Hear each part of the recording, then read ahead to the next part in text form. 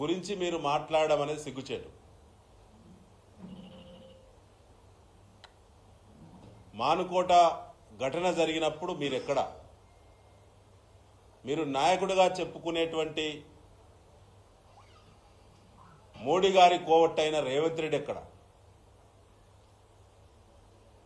ఇవాళ 25 వసంతాల పండుగ, పవిత్ర పండుగ సందర్భంగా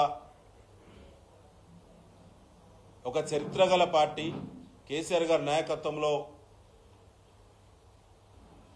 తెలంగాణ ప్రజలందరినీ ఏకం చేసి ఓరుగల్లు వేదిక పైన ప్రపంచ రికార్డు పొందినటువంటి సభలను గతంలో కండక్ట్ చేసినటువంటి పార్టీ, ఏ లక్ష్యం కోసమైతే పుట్టిందో లక్ష్యాన్ని సాధించి తెలంగాణ రాష్ట్రాన్ని ప్రజలకు అందించినటువంటి పార్టీ కేసీఆర్ గారి నాయకత్వంలో 25 వసంతాల పండుగ ఇవాళ వరంగల్ వేదిక మీద జరుపుకుంటుంటే మీరింత చిల్లరగా దిగజారి మాట్లాడడం అనేది రాజకీయాల్లో మంచి పరిణామం కాదు. మీ పార్టీకి సంబంధించినటువంటి పుట్టుక గురించి, మీ పార్టీ ఉద్దేశాల గురించి కూడా చాలా మాట్లాడచ్చు. ఇలా మా పార్టీ యొక్క ఆవిర్భావ దినం, అది 25 వసంతాలు పూర్తి కావస్తున్నటువంటి పవిత్ర వేదిక అది. ఆ వేదిక వరంగల్లో జరపడానికి చరిత్ర ఉన్నది. ఓరుగల్లు లేని తెలంగాణ ప్రత్యేక రాష్ట్ర ఉద్యమం లేదు, కేసీఆర్ గారు లేనటువంటి తెలంగాణ రాష్ట్రము లేదు. ఇది సత్యం. ఆనాడు మీ నాయకుడు రేవంత్ రెడ్డి చేతిలో, నీ చేతిలో పిస్టల్ ఉన్నది, రైఫిల్ ఉన్నది. ఆత్మవిమర్శ చేసుకోండి. తెలంగాణ ప్రజలకు వ్యతిరేకంగా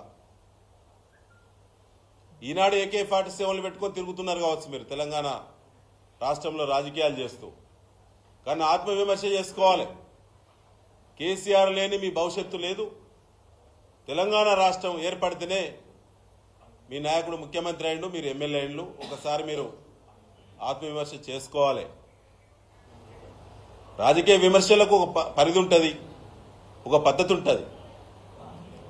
25 వసంతాల పండుగ సందర్భంగా మీరు స్థానిక ఎమ్మెల్యేగా ఉండి పార్టీ వేరైనంత మాత్రాన ఒక చరిత్ర గలటువంటి, చరిత్రలో నిలబడేటువంటి ఒక లక్ష్యాన్ని ఇలా ముద్దాడి ఇలా తెలంగాణ ప్రజలకు ఆకాంక్ష నెరవేర్చినటువంటి ఒక పార్టీ పండుగ పట్ల, నాయకత్వం పట్ల మీరు మాట్లాడడం అనేది మీ విలువలు దిగదార్స్తే తప్ప పెంచే అనే విషయాన్ని మీరు గమనించాలని చెప్పి నేను రాజేంద్ర రెడ్డి గారికి తెలియజేస్తా ఉన్నాను.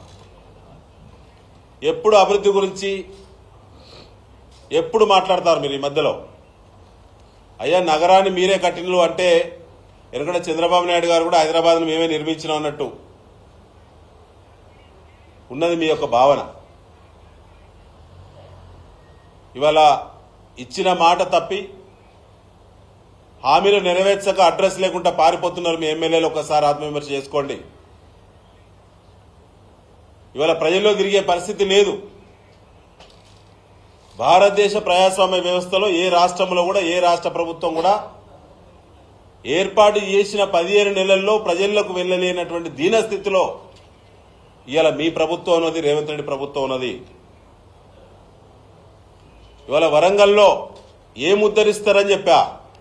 ఇలా 15 ఏళ్లు పక్కకు జరిగితే వరంగల్కు నీళ్లు దిక్కులేదు, రైతులకు సాగునీరు దిక్కులేదు, నిర్మించిన ప్రాజెక్టులకు మెయింటెనెన్స్ O&M నిధులు 5 కోట్లు విడుదల చేయలేని అసమర్థులు మీరు, మీ మంత్రులు ఈ జిల్లాలో.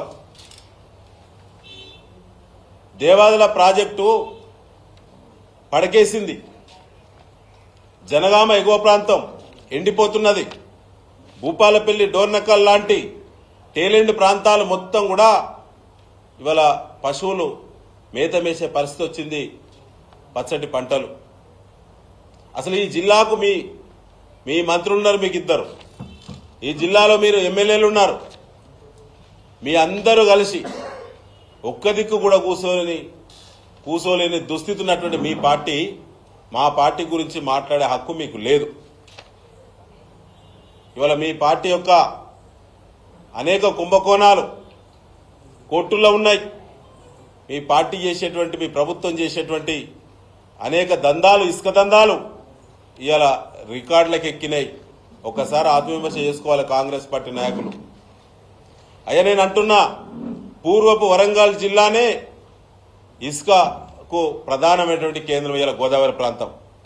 ఒకప్పుడు తెలంగాణ 10 సంవత్సరాల కేసీఆర్ గారి ప్రభుత్వంలో మా కేటీఆర్ గారు మైనింగ్ మంత్రిగా ఉన్నప్పుడు ఉన్నటువంటి రెవెన్యూ 1250 కోట్లు ఒక సంవత్సరానికి ఎన్నడూ కూడా కిందికి రాలేదు. ఇవాళ మీ మంత్రులు, మీ శాసనసభ్యులు, మీ అందరి యొక్క ఇసుక మేటల్లో మీ వాటాలతోటి ఇవాళ 150 నుంచి 200 కోట్లు దాటతలేదు. ఆత్మవిమర్శ చేసుకోవాలి. ఒకసారి ఒక మాట అంటే 4 మాటలు మీకు తగులుతాయి. ఇవాళ అనేక కుంభకోణాల్లో కోర్టులలో కేసులు నడుస్తూ ఉన్నాయి.